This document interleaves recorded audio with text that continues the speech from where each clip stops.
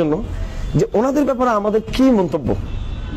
রামকৃষ্ণ তো আমাদের নবীর আরো 3000 বছর আগে আসছেন, এখন ওনাদের ব্যাপারে আমাদের কি অবস্থান? ওনারা কি অসুর বা ওই যে বিভিন্ন ভাবে যে খারাপ শব্দ, ওনারা কি এই মানে অমঙ্গল, অকল্যাণ, অনিষ্ট, বা যেটা আমরা বলি কাফের, এরকম ওনাদের কি মন্তব্য? পরিষ্কার লেখা আছে, এটাও স্পষ্ট আছে যে ওনাদেরকে আবার নবী প্রফেট বা নবী বলা যাবে কিনা।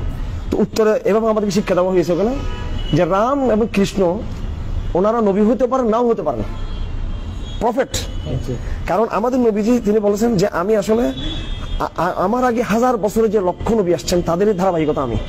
তো লক্ষ নবীর মধ্যে রাম একজন হতে পারেন, কৃষ্ণ একজন হতে পারেন, হ্যাঁ, জরথুস উনি হতে পারেন। তো বই বলা হচ্ছে সেটা আমাদের নিশ্চয়তা নাই, তবে যেহেতু নবী হতে পারেন, নাও হতে পারেন। বেদ সম্পর্কে বলা আছে, এই বেদটা সেম টু কোরআন, আসমান থেকে অবতীর্ণ এমন গ্রন্থ হবার কিছু সম্ভাবনা আছে। সেজন্য আমরা বলবো না যে এগুলো এই সমস্ত ব্যক্তিদের মিথ্যা বা কটূক্তি করা, কটূক্তি দূরের কথা, ওনাদের নিয়ে কোন রকমের সমালোচনা, শুধু সমালোচনা না, অস্বীকার করা যাবে না যে ওনারা আমাদের না, এটা বলা যাবে না।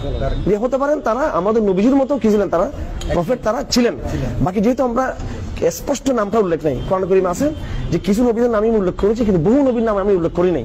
তো যেহেতু বহু নবীর নাম কোরআনে উল্লেখ করা হয়নি, কোরআন তো ছোট গ্রন্থ, এমন ওই উল্লেখ না করেন আমার মধ্যে ওনারাও কি থাকতে পারেন।